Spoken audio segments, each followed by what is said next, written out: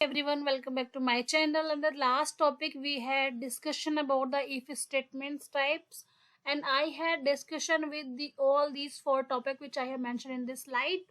So now today I'm going to write some program based on these topic which I have discussed in my previous lecture.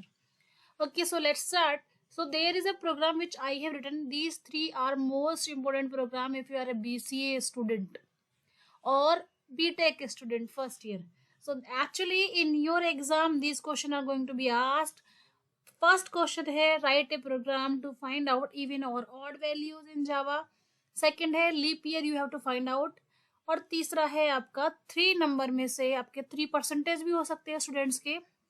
तो ये जो question है आपका इस तरीके से आपसे पूछा जा सकता है कि you have to find out the third highest number among these 3 subject जो भी आपको मेंशन किया जा सकता है, या फिर 3 नंबर में से आपको हाईएस्ट नंबर और लार्जेस्ट नंबर फाइंड आउट करना है जावा कोड से. तो ये आपके 3 प्रोग्राम जो इफ एल्स की कैटेगरी में आते हैं मैं आपको डिस्कस करने वाली हूँ इस स्लाइड्स में. ओके, सो पहला प्रोग्राम है मेरा write a program to find out even और ऑड वैल्यूज. इवन वैल्यूज क्या होती है और ऑड वैल्यूज क्या होती है तो आपको पता ही होगा. बेसिकली जो नंबर आपका 2 से डिवाइड हो जाता है और डिवाइड होने पर आपका जो रिमाइंडर है वो 0 आता है तो वो आपका इवन वैल्यू होती है. और यदि पूरी तरह से 2 से डिवाइड नहीं होता है और रिमाइंडर आपका 0 नहीं आता है तो वो वैल्यू आपकी ऑड होती है. Okay, so I will write the code here. अभी मैं नोटपैड यूज कर लेती हूँ. मैंने इक्लिप्स आईडी डाउनलोड किया है और इंस्टॉल भी किया है. We will start for this. तो यहाँ पे एक नया टैब मैंने ओपन किया है. मैं प्रोग्राम लिख रही हूँ. यहाँ से मैंने लिखा है class. If you are student तो ये आपके लिए बेस्ट प्रैक्टिस है, but if you are a working professional और want to move in the Java programming language तो आई विल सजेस्ट कि you have to use the ID public static void main string args. This is our main method. Then I'm going to write one variable here. I have taken integer num is equals to 30. This is input value which I have taken here, and now I'm going to write a program if num modulus 2 equals to 0. अगर आप divide का sign लगाते हैं तो आपका जो output आता है वो आपका रिजल्ट होता है. लेकिन जब आप ये परसेंटेज का साइन लगाते हैं, मॉड्यूल बोला जाता है इसको, मॉडुलस का अगर आप साइन लगाते हैं तो मतलब है कि 2 से डिवाइड करने पे आपका नंबर, अगर आपका राशिफल आई मीन शेष जो आपका रिमाइंडर बचता है वो 0 आता है तो ये आपका इवन नंबर कहलाएगा. ये मैसेज मैंने इसके अंदर लिखा है. तो ये लॉजिक है. आपको सिंपल सा आपको ध्यान रखना है. System dot out dot println मैंने यहाँ पे दिया है और मैंने लिखा इवन नंबर. अगर ये इनपुट वैल्यू मेरी यहाँ पे, अभी हम यूजर से इनपुट नहीं करा रहे हैं, अभी हम सिंपल इनपुट ले रहे हैं. यूजर से इनपुट नहीं कराए. यूजर से इनपुट भी हम कराएंगे बाद में, लेकिन 1 by 1 हम ये टॉपिक डिस्कस कर रहे हैं बिकॉज ये कंप्लीट सीरीज होएगा जावा का. तो जब हम इनपुट फाइल इनपुट आउटपुट पे आएंगे तब हम आपको यूजर से इनपुट करना सिखाएंगे.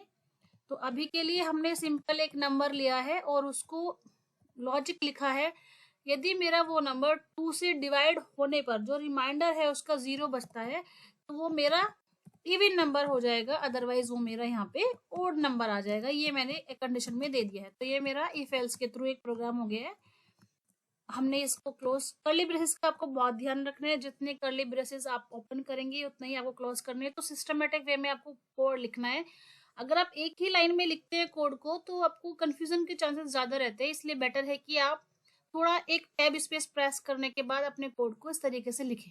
थोड़ा अच्छा दिखना चाहिए कोड.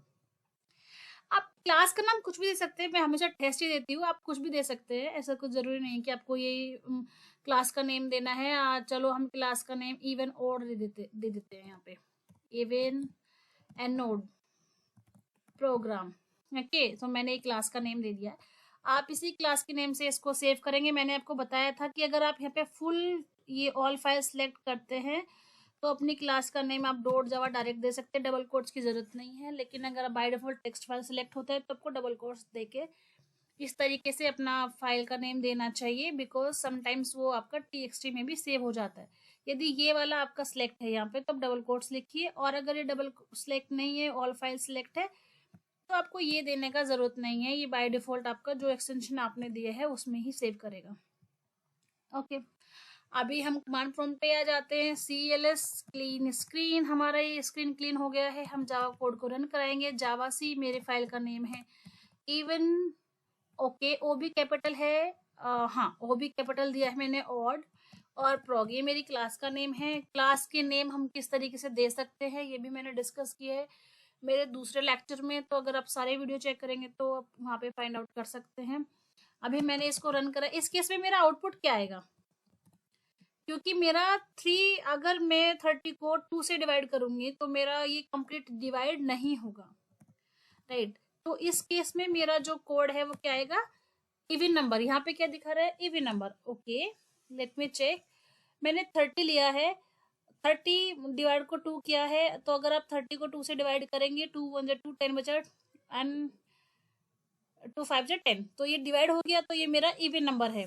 ओके, और अगर मैंने 35 लिखा है यहाँ पे और अभी इसको सेव किया है, वापस से आप यहाँ पे जाएंगे, इवन प्रोग्राम को कंपाइल कराएंगे, देन इसको रन कराएंगे, तो ये ऑड नंबर है, बिकॉज ये 5 जो आपका रिमाइंडर बच जाएगा इधर, मतलब बेस्ड ऑन दैट ये जो आपने 2 लिखा है, अगर आप इसको डिवाइड करेंगे, ये पूरा पूरा डिवाइड हो जाता है तो आपका इवन नंबर है, और अगर नहीं होता है तो वो आपका ऑड नंबर है। ये सिंपल सा लॉजिक है, आप लोगों ने अपने ग्रेजुएशन में पढ़ा ही होगा।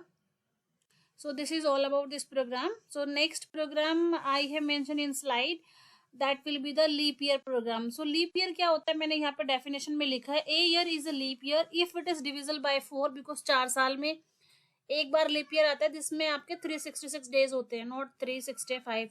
ओके, सो ये तो या तो आपका जो ईयर है वो 4 से डिवाइड हो जाता है पूरा पूरा, या फिर divisible by 4 and 400 but not by 100, तो ये आपका लीप ईयर कहलाता है। Okay, so in next video I will be discuss about this program. So now I have covered the one program here, and also you can try it out at home if you are able to do. I will be doing this next program also by the if else. Okay, thank you so much for watching. Hope आपको ये समझ में आया होगा। अगर आपकी कुछ query रहती है तो please mention in a comment. Thank you so much for watching. If you like my video, kindly subscribe my channel.